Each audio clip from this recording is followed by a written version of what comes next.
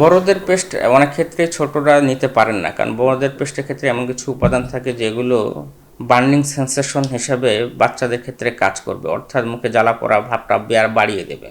তো সুতরাং বড়দের পেস্টটাকে আমরা অ্যাভয়েড করব। ছোটদের পেস্টের জন্য আলাদা কিছু সুদিং ইফেক্ট ম্যাটেরিয়াল পাওয়া যায় পেস্টের মধ্যে, তো সেগুলো ইউজ করাটাই মনে হয় বেটার। আর সবচেয়ে বড় কথা যেটা, এই কিছু খাদ্যাভ্যাস পরিবর্তন করার মাধ্যমে শিশুর দাঁতের যত্ন নেওয়াটা খুব জরুরি। বিশেষ করে চিপস, চকলেট বা আইসক্রিম বা এই ধরনের যে খাবারগুলো দাঁতের জন্য ক্ষতিকর, সেই খাবারগুলোকে কিন্তু পরিহার করে শিশুর দাঁতকে ঠিক রাখতে হবে। তাহলেই কিন্তু আপনি একটা পেস্টের উপরে খুব বেশি ডিপেন্ডেন্ট হওয়ার কোনো প্রয়োজন নেই।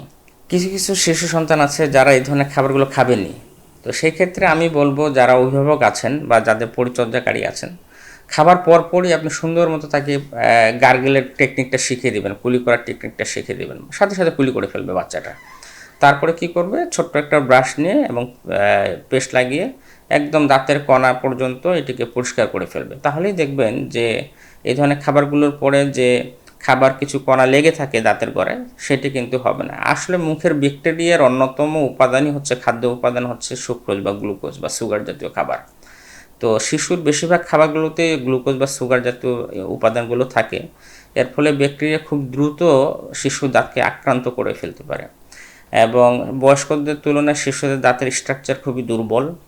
এনামেল বলেন, ডেন্টিন বলেন, আমাদের যে দাঁতের লেয়ারগুলো, সেগুলো খুব সহজেই কিন্তু একটা ব্যাকটেরিয়া ধ্বংস করে ফেলতে পারে, এবং বাচ্চা তখন ব্যথায় কাতরাতে থাকে এবং এক পর্যায়ে তারা কিন্তু ম্যাল নিউট্রিশনে ভোগে।